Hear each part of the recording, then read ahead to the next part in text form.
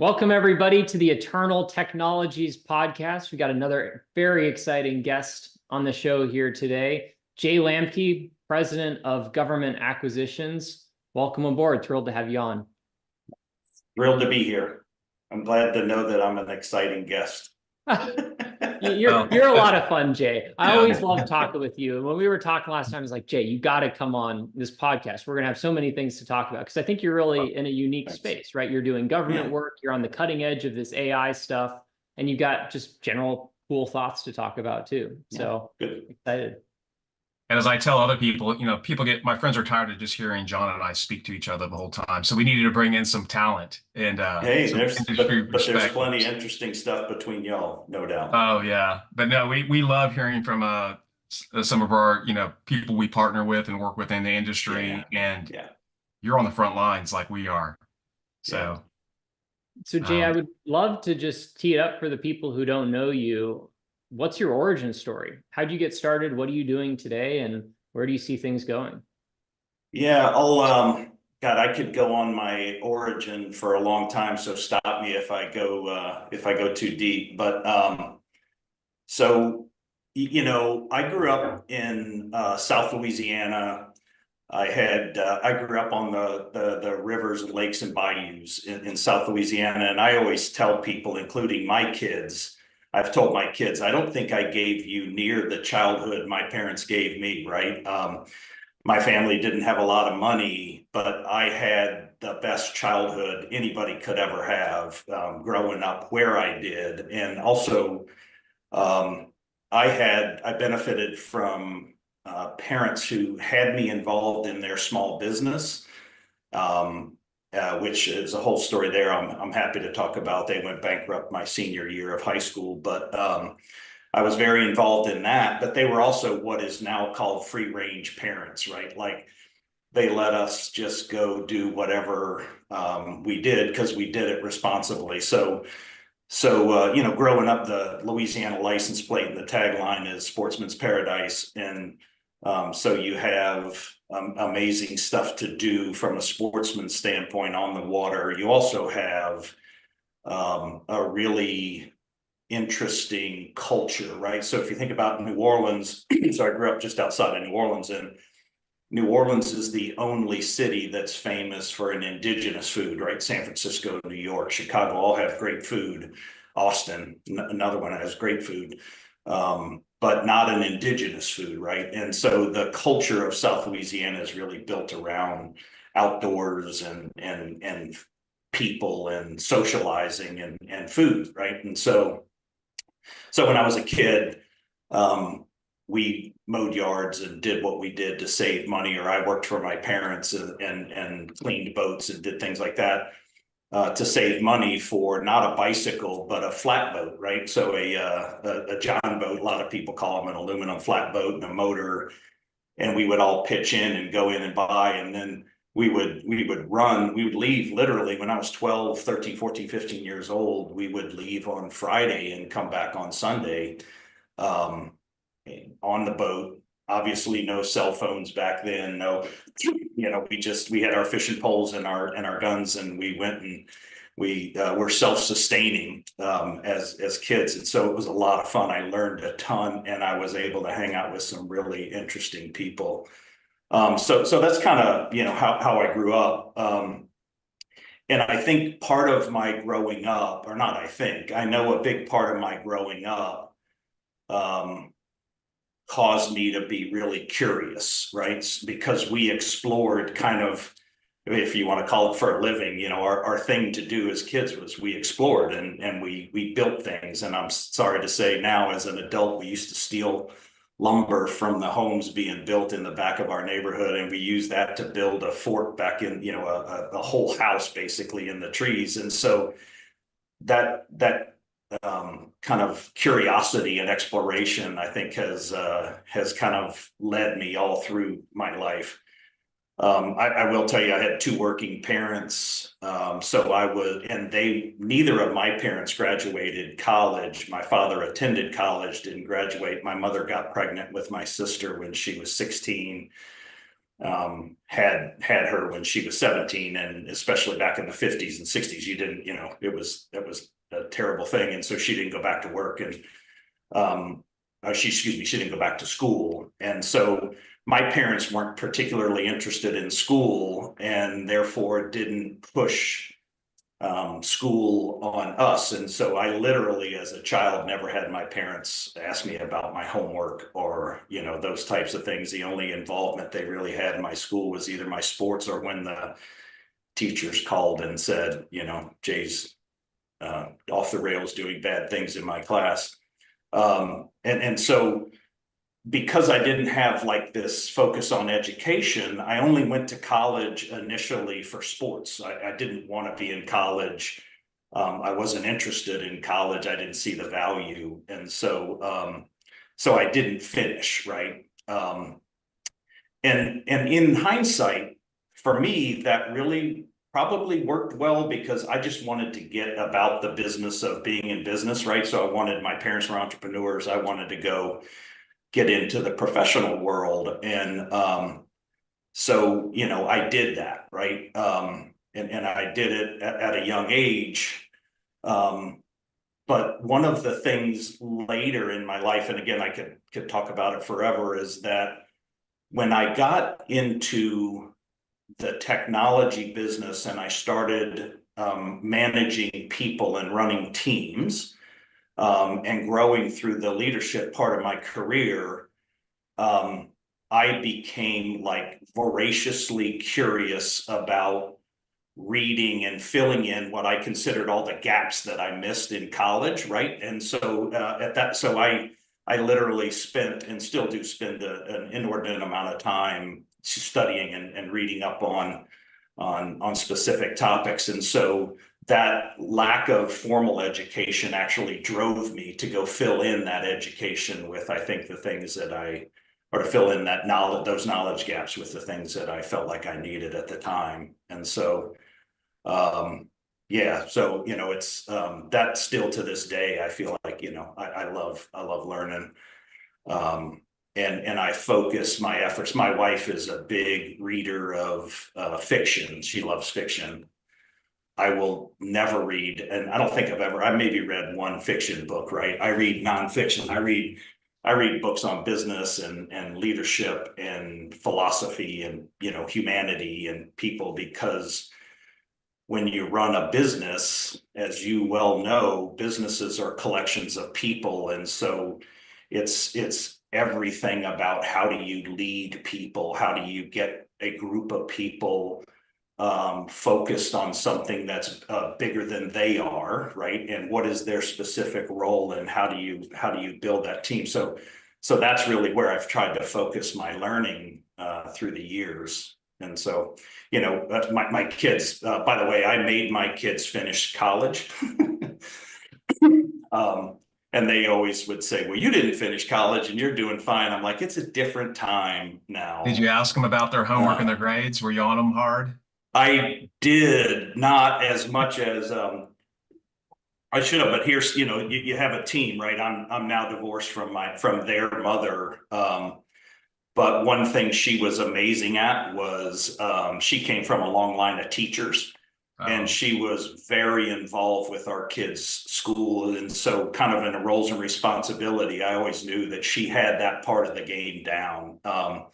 And so as a result, not only did my kids go to school and finish, but they did exceptionally well.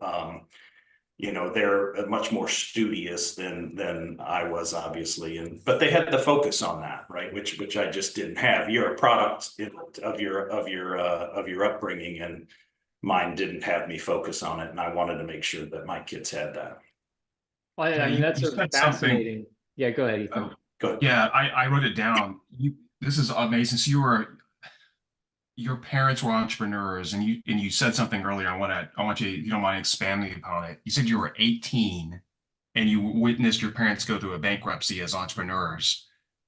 What did that teach you? I know, we always say you don't really learn when things are going well. You Yeah. learn when things implode. So Yeah, how you? right. You do. And I have a favorite saying that, who you are in the face of adversity is what defines you, right? When the stuff hits the fan, true character is revealed, right? There's a saying somewhere, I forget exactly how it goes, but in times of crisis, character isn't built, it's revealed, right? And so I think it's both, by the way. I think it is revealed, but it also, you use that to build. So my whole life plan, like my parents had a sailboat business, right? They were dealers, which I always say is a great business to be in if you don't want to make any money, but you want to have lots of boats at your disposal. So it feels like you have money. And so my whole life plan was to run that business. And to have my parents were going to go off to the Virgin Islands and sail around, and I was going to send them checks, right? And so because that was my plan, I was heavily involved in all my summers and a lot of my evenings and so forth. And they would kind of coach me on every aspect of the business. So the summer of my senior year, I'm getting ready, to go to college, and I'm working for them. And we pull into the office one day, and there is literally yellow tape over the door, and it says this property's been seized by the Internal Revenue Service. And there are IRS criminal investigation agents outside my parents' business. And so I'm watching my parents, who spent 17 years at this point building this business, going like, what the hell is going on? And over the next bit of time, and this memory is like emblazoned in my conscience, right? And so over time, quickly found out that the accountant had been embezzling FICA and FUTA payments, right? And so he had a scheme where he knew how they audited, but it was like he would pay two and keep one, and pay one and keep two, whatever. So this had been going on for years. So the IRS shows up and says, we've seized your business, your property, and everything in it, and you owe us this chunk of money. That was an absurd chunk of money, especially this was I graduated high school in 1983. If you know the economy of South Louisiana and Texas and all that time, the oil business had tanked, and that was many of my parents' customers. And so the economy was terrible, and here they are losing their business and getting presented with a bill that was just unfathomable. And so it turns out that number included treble damages, right? When you defraud the IRS, they hit you with big. So their attorney over time was able to get rid of the treble damages because it was clearly not them who was doing it.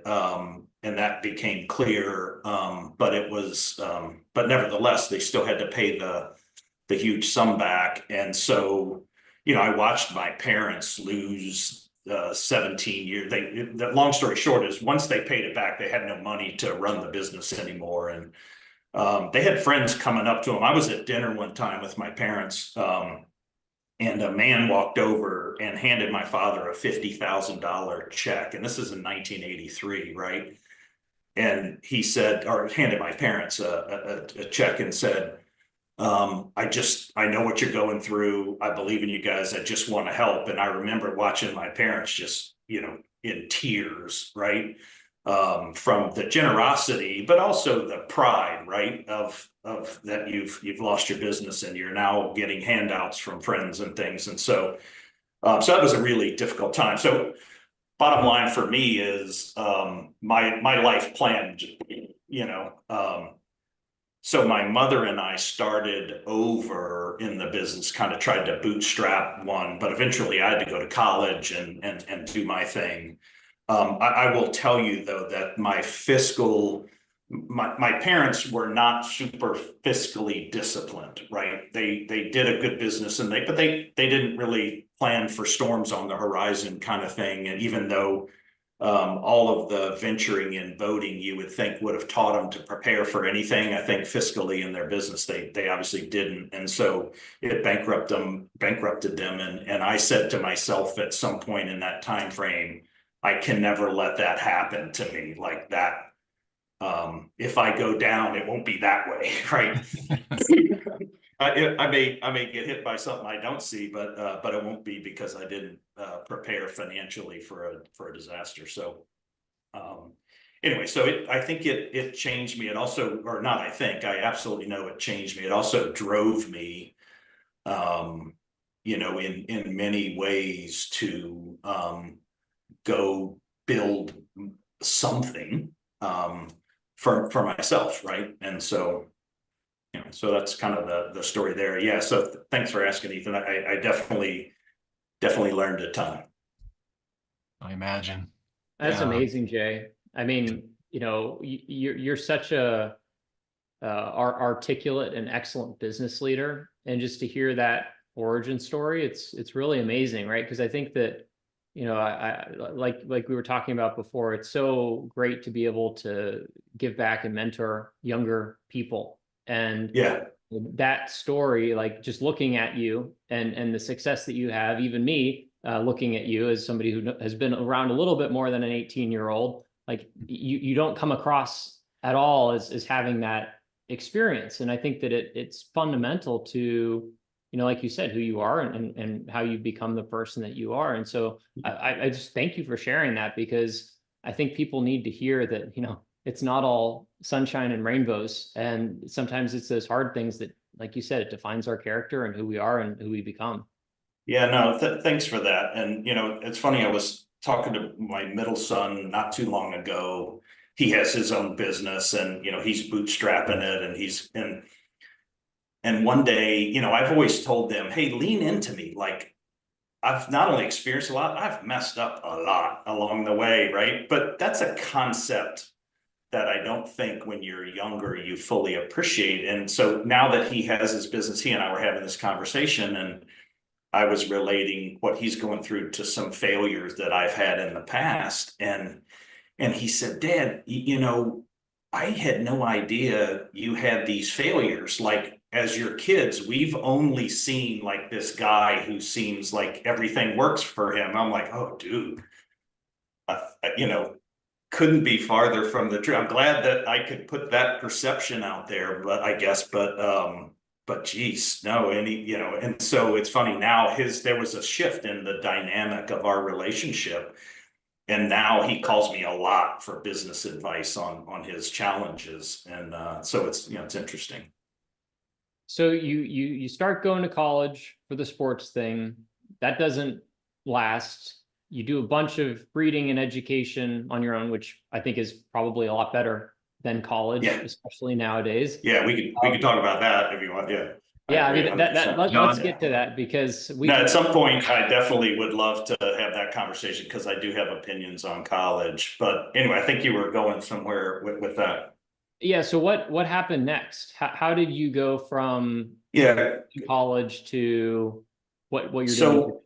So I went to college. I took a side tour, which I was asked to try out as a position of bowman for the 1987 America's Cup. So I took a detour at a period in time, which is really the main reason I left college, right?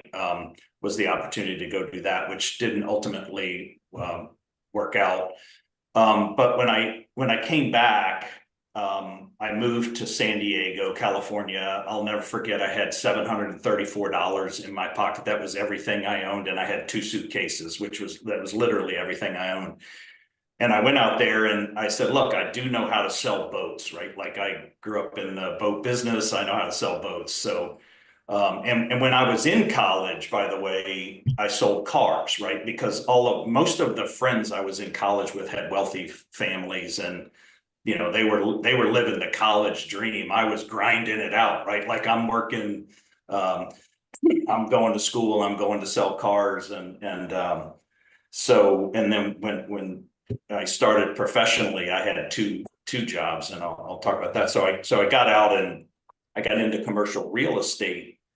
So first I moved to San Diego and I did boats, right? And I was selling yachts, and did a deal with this guy who had a big impression on me. His name was Dick Brown. I wish I was still in contact with him, but he was an older gentleman who was a big Southern California real estate developer. And we were in his limo going to see this like 100-foot yacht, which again, back then was like about as big as they got, right? And he said, Jay, let me ask you a question. He said, how many yachts have you sold to yacht brokers? And I'm like, well, that's kind of a silly question. No, obviously we wouldn't sell these. He's like, no, my point is yacht brokers can't buy yachts. Guys like me buy yachts. So he was like, you need to get out of the boat business and get into the either commercial real estate or at that time technology. He was like, you need to get it. So I had a family friend from growing up, my parents' friend, who was in the real estate, commercial real estate business. And so I picked up the phone and talked to him, and he was living in St. Pete, Florida. So I literally picked up all my stuff and moved from San Diego, where I was commission only selling boats, to St. Petersburg, Florida, where I was commission only selling real estate. And in the beginning, I wasn't doing extremely well. So I was waiting tables at Bennigan's at night, working all day. I would change clothes and go back and forth. And so one of the real estate deals, we had, I'll try to not go too long on this, but we had created a product, real estate product, that was the sale leaseback of properties, which was nothing new in and of itself, but we specifically focused on the sale leaseback of companies, real estate, who were going through a leveraged buyout or defending a leveraged buyout. And again, for those old enough to remember the savings and loan bailout, right? There was this whole set of corporate raiders who would take over a company and would break it up into parts and so forth, and then or the company would be forced to do a big shareholder dividend to fend off the buyout. In any case, they would take on a bunch of high interest short-term debt. And somehow I figured out a way with this guy who I shared the office space with, who had formerly been the VP of real estate for McDonald's Corporation. He was semi-retired and super interesting cat. And we devised this way of going into these companies, and I would literally cold call their CEOs and say, hey, listen, and figured out how to get past the gatekeepers, and would say, I know you've just taken on some high interest short-term debt. We have an investor group that buys the real estate, frees up all that cash. We'll do a predetermined agreement and sell it back to you at a predetermined cap rate, so on and so forth. And we did a number of deals like that, and it was really fun. And we created this product and had a really good time.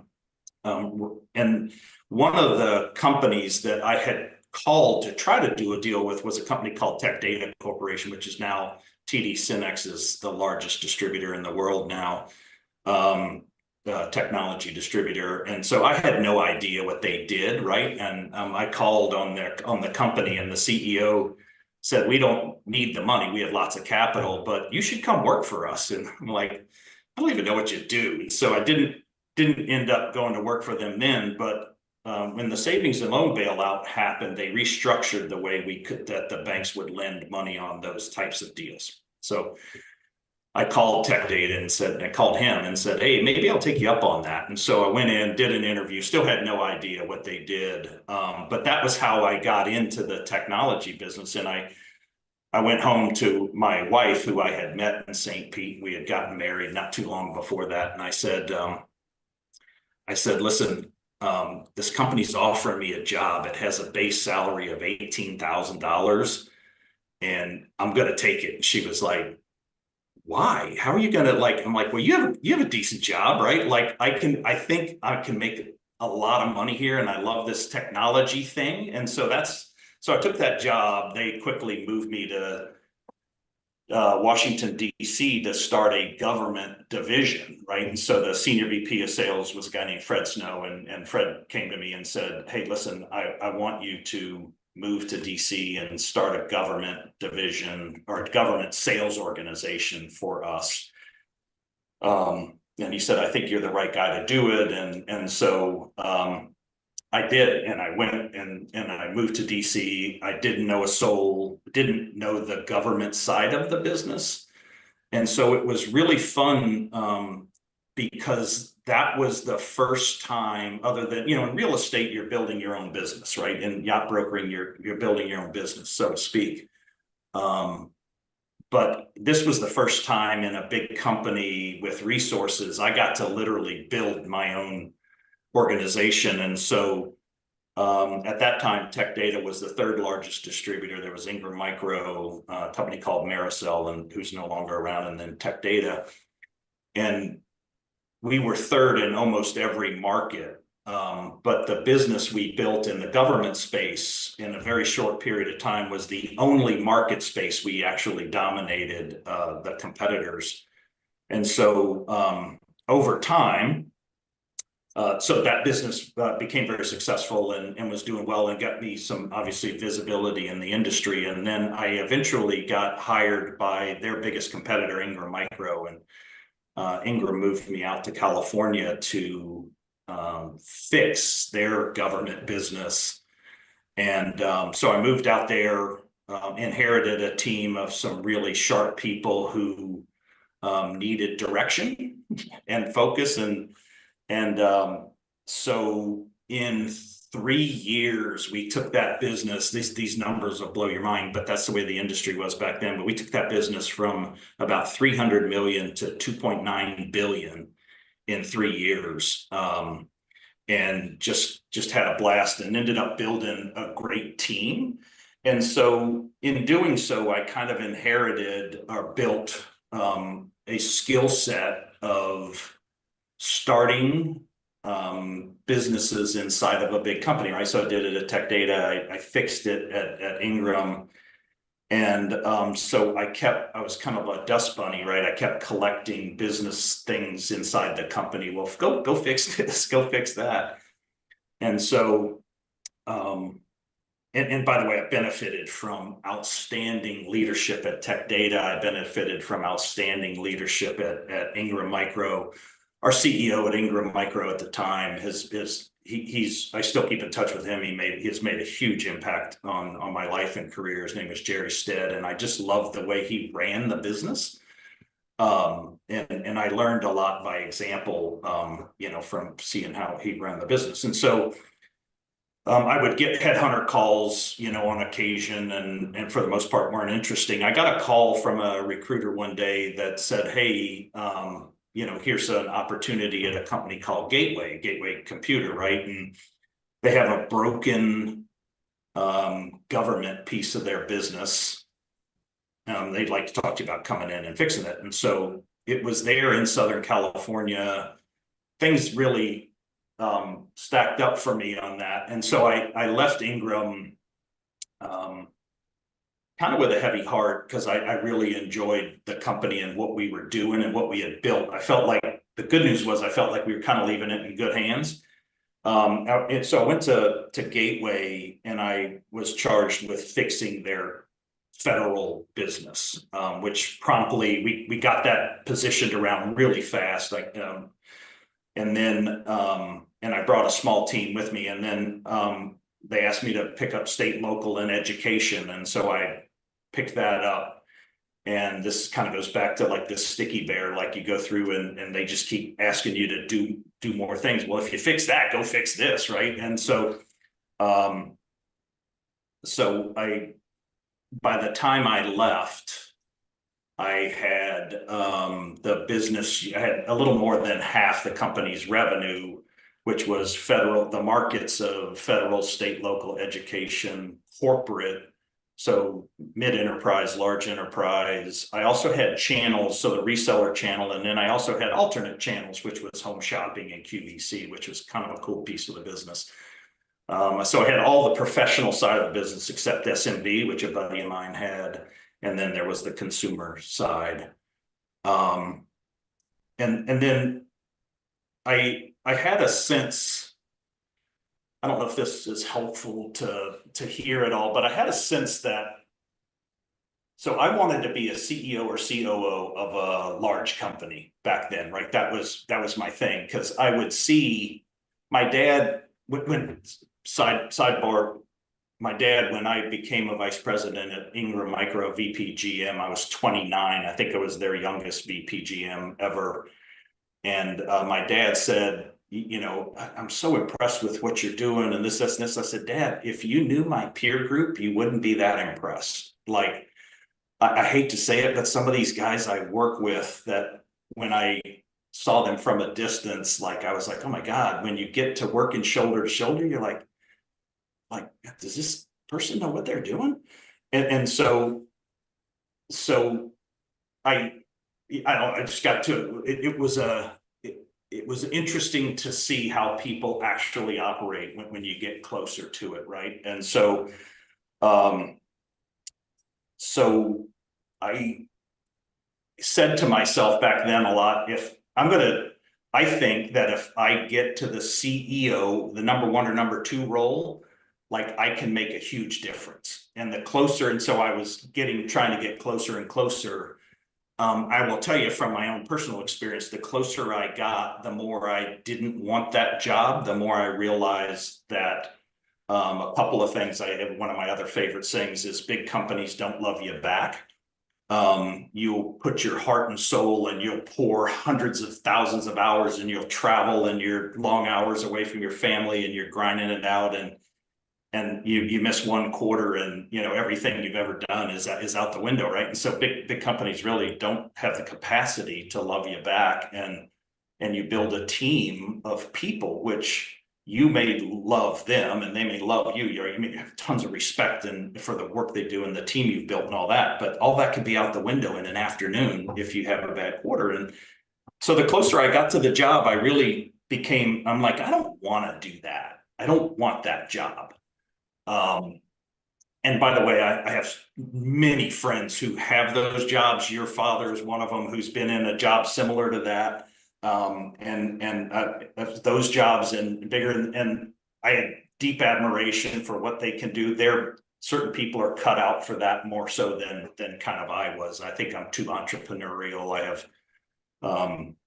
too much of a challenge with corporate politics to do well in those kind of roles on a long-term basis. So I wanted to run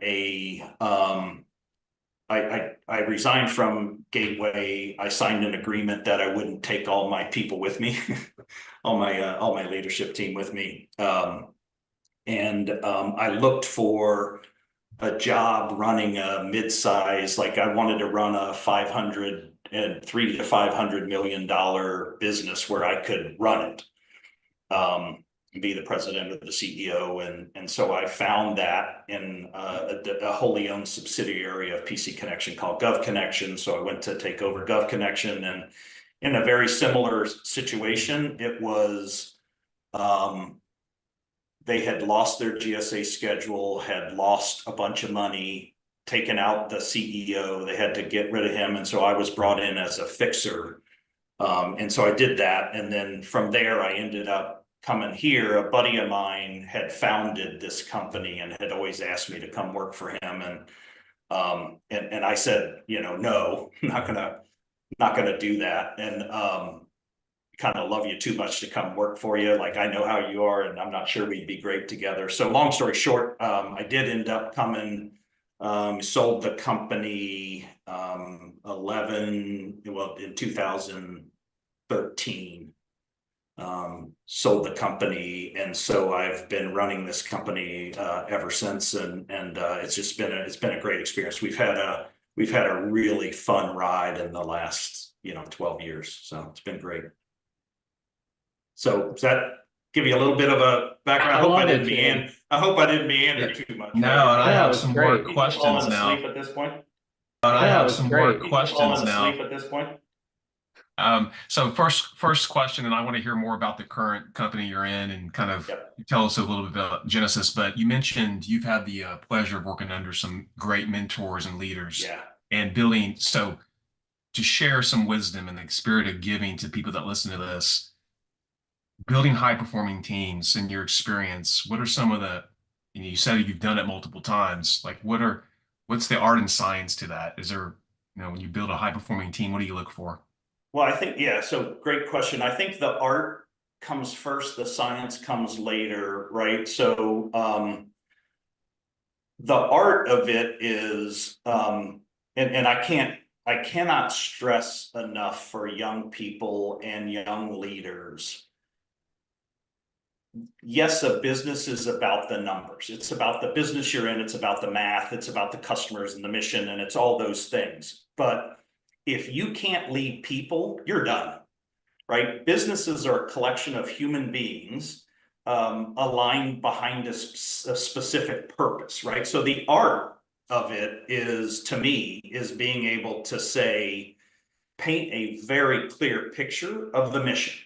Like, this is what we exist to do. This is aspirationally where we're trying to be. This is where we are today. Here's what the journey looks like and some milestones along the way.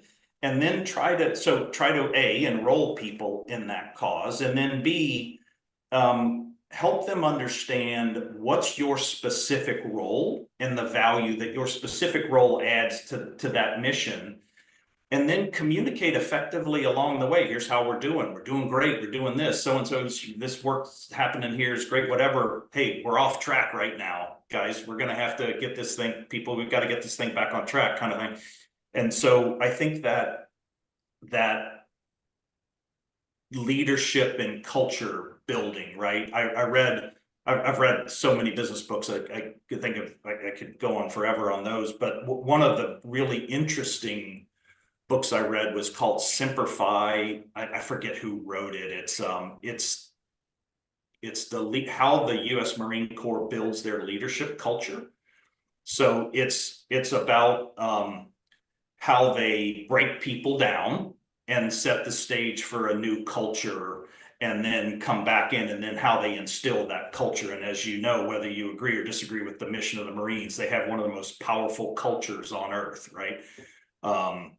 Simplify, and you see more Marine stickers, no matter where you live in the world. It's a very proud culture. And so I've always admired what they do. And so I think that culture creation is a really important part. Now, I'll say it's a difference when you're fixing a business that's broken. Like, I've come in, as I've said, and inherited kind of broken stuff. And when you do that, it's a very different mission than taking over a very healthy, functioning business, right? Or starting your own.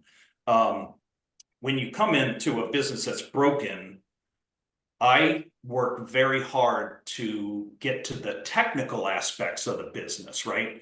And that's when the business of the business comes into place. So here's all the metrics we need to be measuring. And then I go push the leadership team on those. We're missing here, we're missing here, we're missing here, we're missing here, and you push them out of their comfort zone. And so, there's again, you'll get lots of isms and sayings from me. Another one of my favorite sayings is, people will only change when the cost of staying the same exceeds the cost of change. So there's lots of versions of that kind of out there in the world, but in order to set the table for change and to get people to realize that change is necessary, you got to push them way out of their comfort zone. And that's easy to do with one person, right? Your child, or whatever.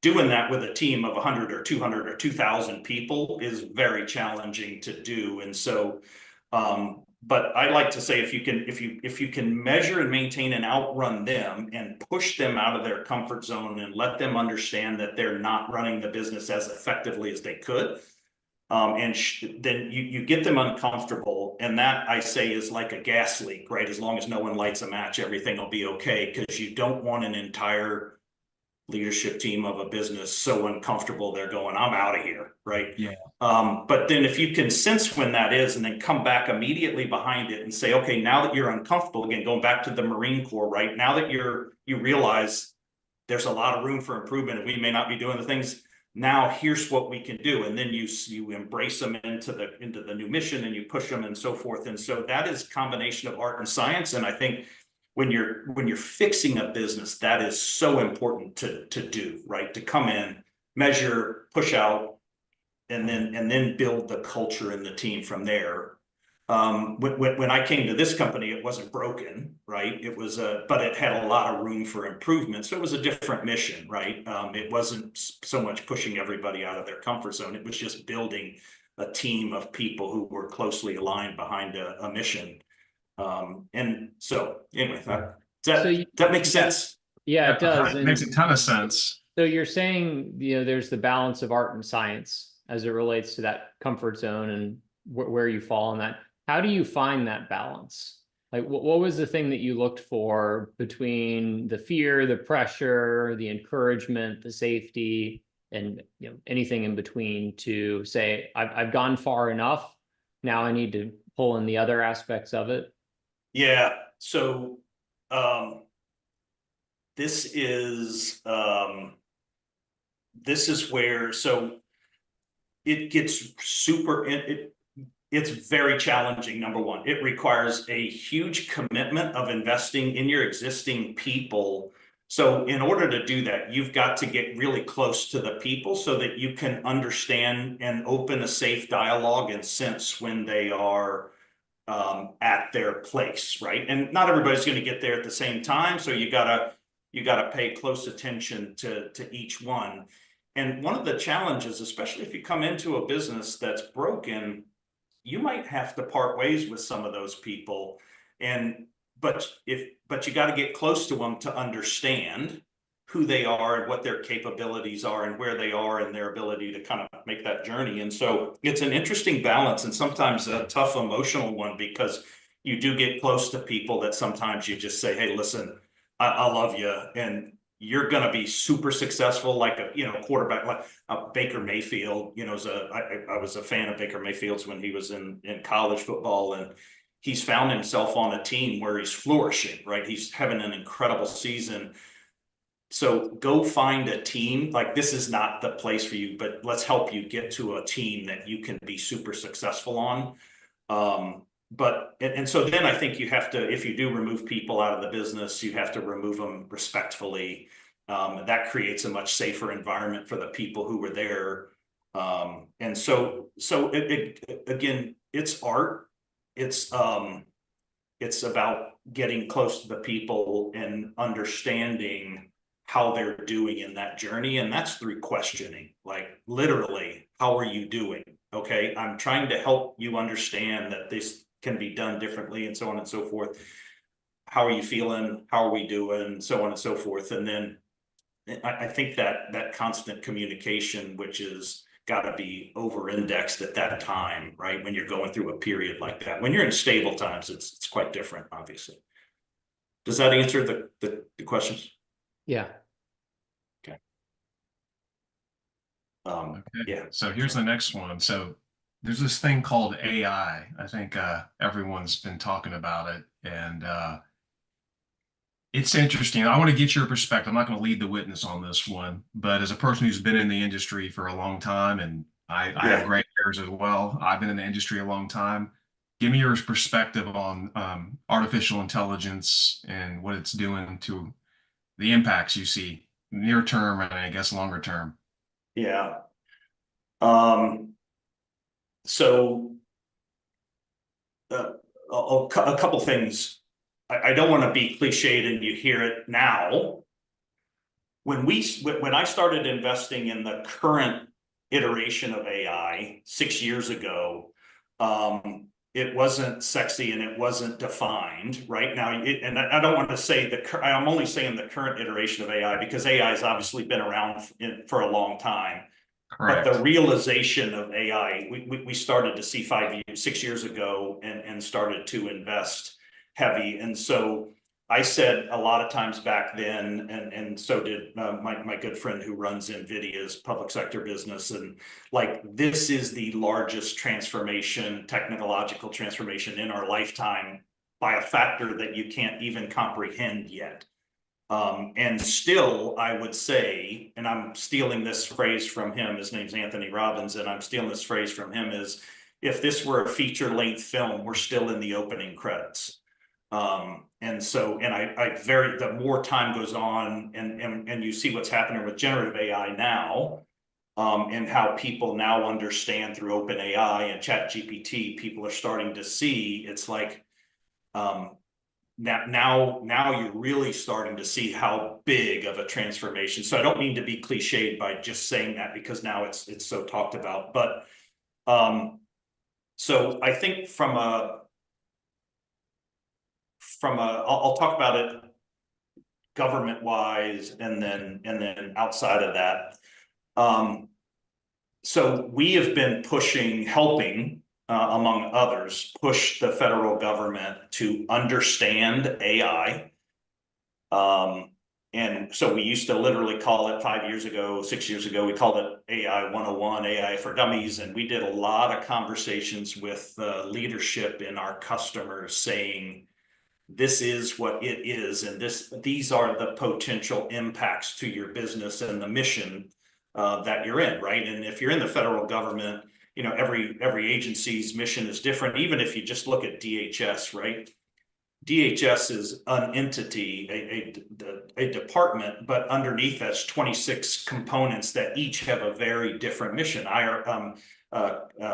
ICE's mission is very different from FEMA's, which is very different from CBP's, which is very different from Coast Guard, and so on and so forth.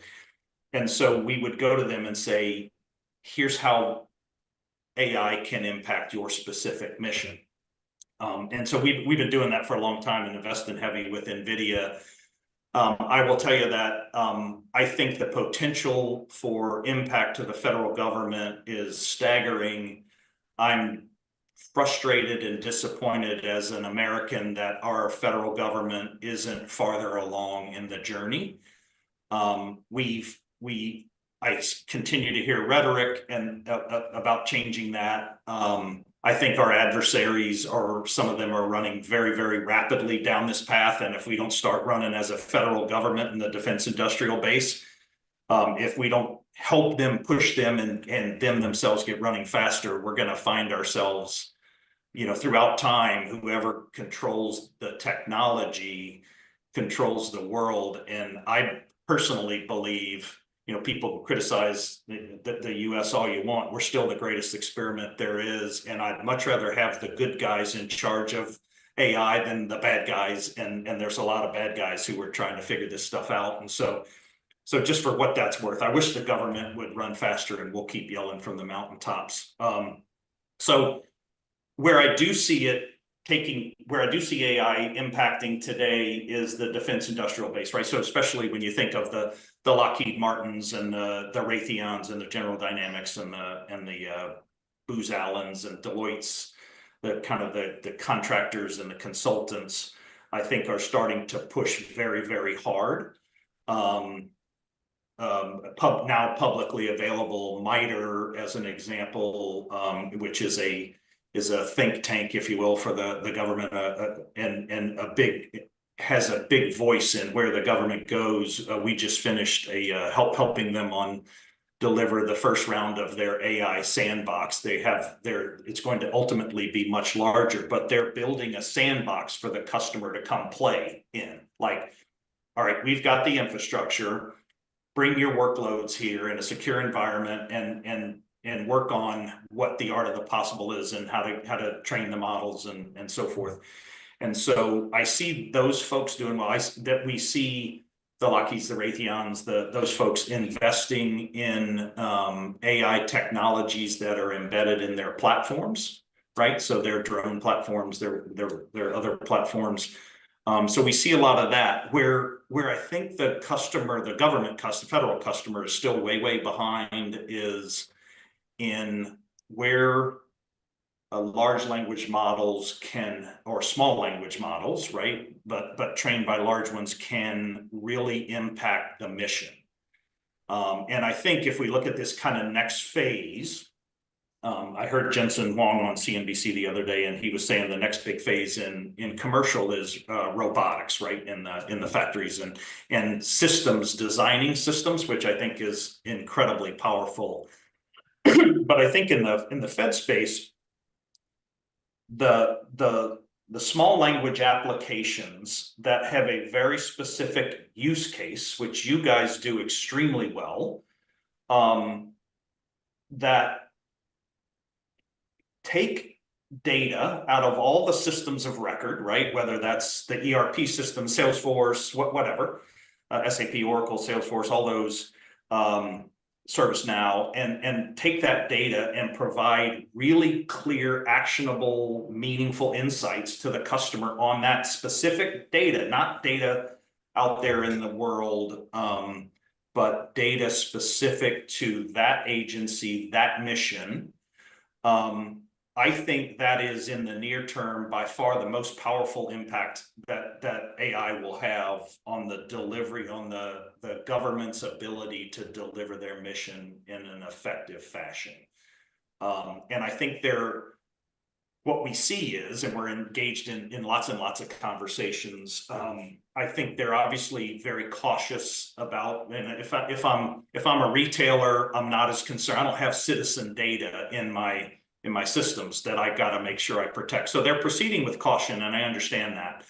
I personally would like to see them take some non-mission critical and do a much better job at this lower level and just try out and understand what happens, and potentially start reducing the investment in the big systems of record, or at least stemming the growth of those, and by systems of record, I mean the SAPs, the Oracles, the Salesforces, the ServiceNows, and worry less about that data, but more these language models that can actually, generative AI solutions that can go out and actually solve these problems. Or solve mission problems, help you streamline things, give you insights to data. One of the big things, and I know you guys are working on this, that I see, we see problems, challenges through the government through the years. One of the big things we've seen in recent times is what I call the brain drain of the contracting community. I went to a customer who we had done a project with in his former agency, and I went to him at this, and I said, "Hey, can you help me at this?" This was in one of the components under DHS, and I said, "Hey, can you help me tell me how to work with that group and get this done?" And he said, "Dude, you're not going to get that done. You don't have the experience in the contracting organization in that particular part to get that done, and it takes someone who really knows how to get this stuff done." And and it's because a lot of that experience has been retiring away. And so where there's an amazing opportunity, just one example is that we're collectively trying to address, is just take that data, suck it into the model, train the model on it, and be able to use that to provide the insights that the cumulative experience of all those people that came before that resides in those systems in the way that they've done it. And to be able to look at all that and say, oh, by the way, not only could you do it this way, you can do a hell of a lot better if you do it this way, right? And to make those recommendations. And so I think there's just a massive short-term low-hanging fruit opportunity there. And I wish the government would run faster in that. We're certainly pushing them hard. So what do you think about the discussions around the supply chains and the chip repatriation, and bringing more of that to be US reliant as opposed to outside of our nation? So I think so I'll come at it from a couple different ways. I'll try not to go. You guys stop me if I get too verbose, but the best way is just say, Jay, stop talking. My wife's amazing at that. So I think it has to happen, right? I think there's a huge desire to have it happen. And it doesn't have to be just the US, it can be the US and our allies, right? We have great friends, Five Eye countries that are very friendly, and I think can stay in and have the workforce and the talent to do it. I think the challenge with making it happen is, number one, the investments. You see Intel is struggling right now. Intel has, and I love Intel, Pat Gelsinger, their CEO, has put a bunch of money into building that part of their business, right? And onshoring it in Utah and Ohio. They're building a big plant in Ohio. but that's a 5-year, 6-year ROI, right? And it's not like, and they go spend a couple $100,000 or a couple $100 million even. These are billions of dollars that are tied up for that amount of time in a public company that's under pressure and yada, yada. So I think the challenge is much harder. I wish this is a time, like I'm not a person, I believe one of the things that makes this country so great is the government doesn't meddle in our stuff too much and lets free markets run and so forth. This is a place I wish the government would step up in a much bigger way and get this done faster. The other challenge that we have, I think, in the chips is that the talent, the experience that actually turns sand into silicon chips is still overseas by and large, because that's where the work has been being done for a really long time. And so, if you think of it, there's really two chip manufacturers. There's Intel and TSMC. TSMC makes NVIDIA's and Qualcomm's and AMD's and pretty much everybody's chips. I think we have to get that work here, and we have to get that supply chain much more diversified than it is. And so, especially, you look and you see a lot of things coming up now that are, there's Grok and there's a lot of people that are making inference specific chips, right? That I think, and we need to make sure we have the capacity, the onshore capacity to make that happen. I just don't think it's happening as rapidly as I wish it would. And I don't see yet, because of the long tail on the investment, we don't yet see that happening en masse in the US, on US soil. Yeah, I think you said it earlier, and I'll quote you here. I think the pain of not making the change has to outweigh of just kind of going. Yes. And I think that applies to the government. That applies to, I mean, I also would, working with John on a day-to-day basis, I don't think people understand how big of a change this is. I think some people are like putting their head in the sand. Yeah. I see this, and you mentioned it earlier, and I 100% agree with you. What we're going through right now is the biggest force function change we've seen ever in my lifetime. And I tell that to my children, saying, you have well, the good news is you're a child still. So you're going to enter a world that's gone through this very exciting yet very painful change. And a lot of it, I talked about, you almost got to train the people as much as the AI to adapt and adopt and not be scared of it. Because I do think there's a lot of fear and uncertainty. And I'm like, that's one way to avoid the problem. Yeah. It's not going away.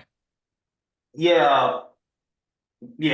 I think the FUD, the fear, uncertainty, and doubt that surrounds AI is absolute. And by the way, I'm not sure the media at large, right? This is, I'm not sure they help in terms of stemming the fear factor. And, so one of the things we try to talk to our customers about is, it's not about replacing knowledge workers. It's about making knowledge workers way more effective at what they do, like I'm trying to do inside of this company. I'm trying to give the people we have who are working their butts off every day, and sometimes in somewhat inefficiently designed systems and processes, and give them tools that help them, AI tools that help them be way more effective in their job. So it's not at all about replacing workers, especially not knowledge workers. It's about making them much more efficient. And so I think industry-wide, I think we could do it in the media, could certainly do a better job at giving specific examples of where things have impacted in a very positive way, right? AI for good. NVIDIA has, what they call AI for good, and trying to make sure they highlight areas where AI is impacting the world in very positive ways, right?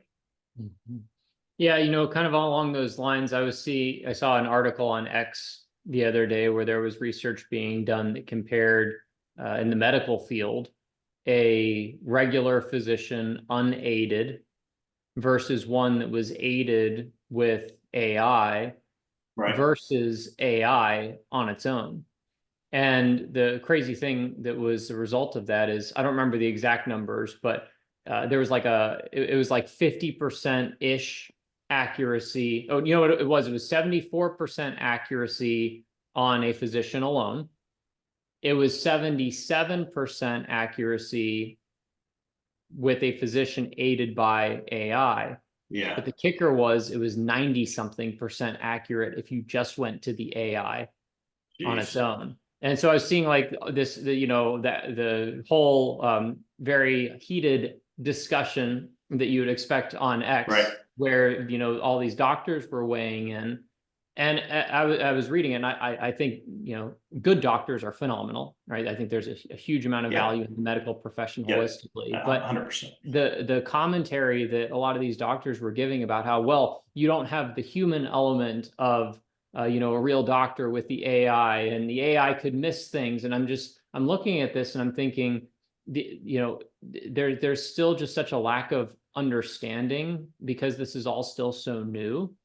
That, and I wouldn't expect these doctors to be expert prompt engineers that know how to, it's not just like you open up ChatGPT and you say, I have a stomach ache, what's going wrong with me, right? That's like the risk and the joke of like medical WebMD, for example, right? You don't just like search random things. But if you know how to do that prompt engineering, and you know how to actually communicate to the AI and recognize that some of these, especially the new models that are out, are advanced enough to the point where you can put that entire patient's case history and medical tests, and as long as you are structuring those in a way that the AI can understand, the quality of the output that you get is so phenomenal.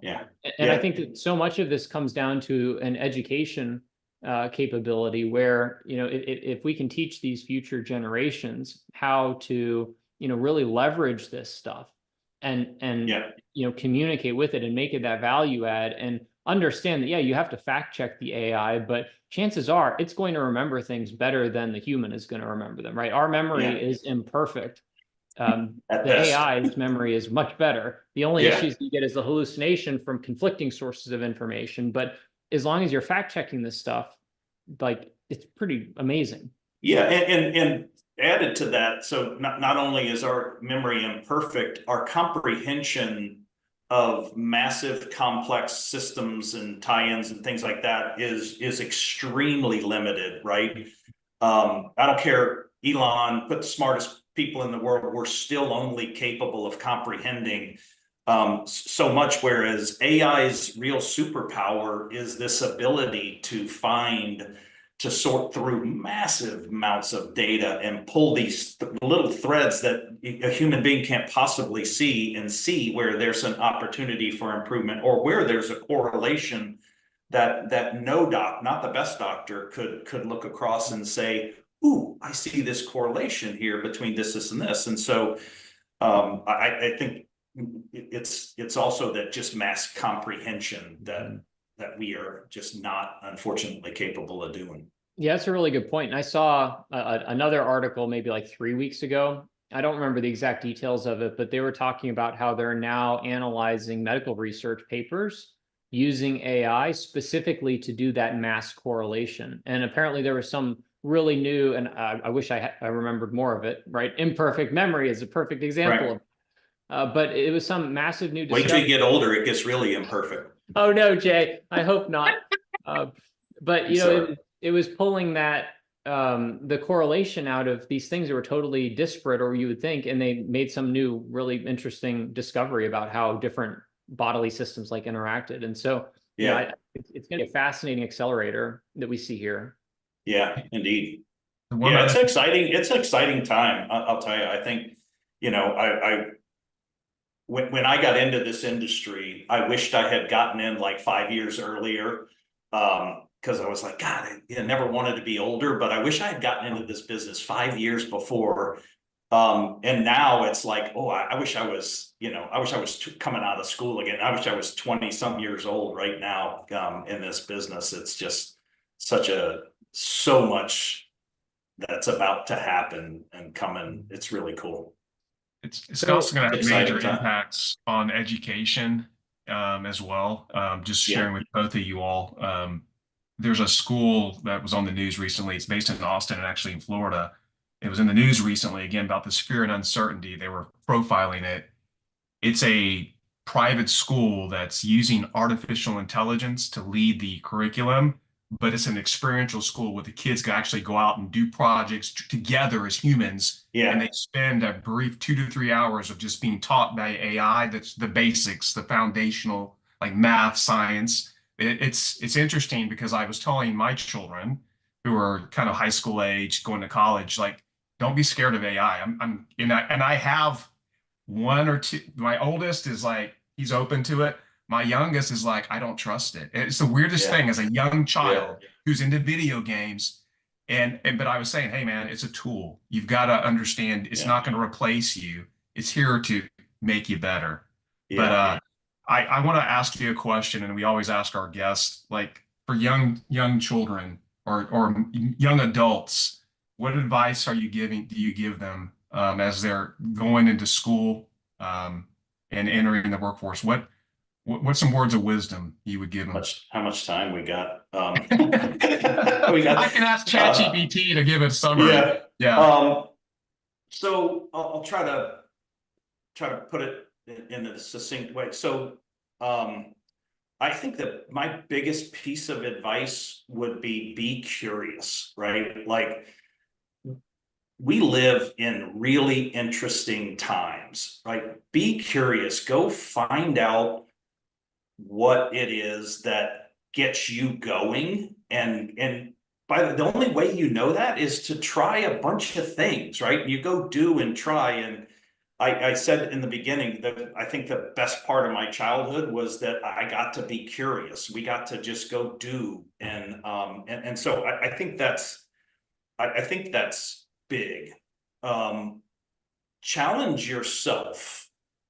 One of my big sayings to my team in certain times of the business phase is get comfortable with being uncomfortable. Push yourself out of your comfort zone and get good at doing that. Get good at outrunning. Like, you could say it in simple terms. Hey, I have this fear of heights. All right, I'm going to go parachute. I'm going to try to overcome it. Well, okay, well, that's a thing, right? But the way that manifests every day in your life is really just getting out of your comfort zone. And I think as part of that, go find people around you. I don't care what community you're from.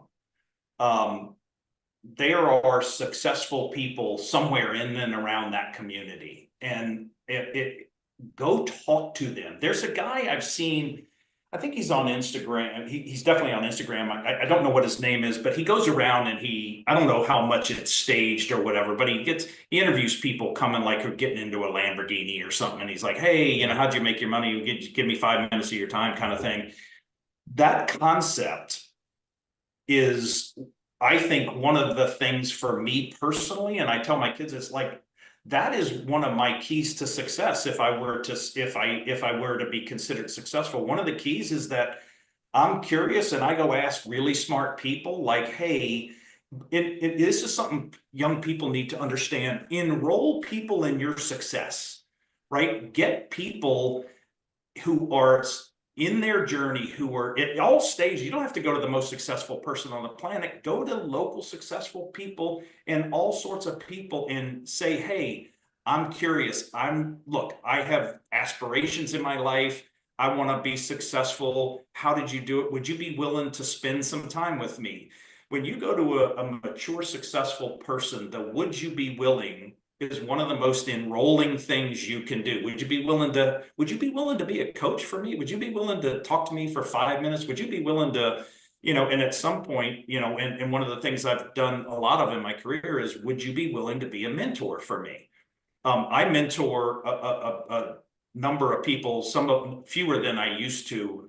But I freaking love when a young, talented, driven person comes to me and says, will you mentor me? I'm like, God, I'm honored. Like, really? That's cool. I'd love to. And who would ever consider me a mentor? So I think, seek mentorship and help from others, I think is probably a big thing. There's a government term we use a lot, especially in the intelligence community, this whole trust but verify. I think young kids today live in a world where they are assaulted with information. And unfortunately, the information that they're assaulted with is mostly negative because that's what sells, right? And the news media has figured that out. The algorithms on all the social platforms, Facebook, TikTok, Instagram, et cetera, are all engineered to elicit a negative response. So verify, like, is part of the being curious, like be curious enough to dig deeper into the situation, but also dig deeper into people, right? I can't tell you, and I'm sure you guys have the same experience.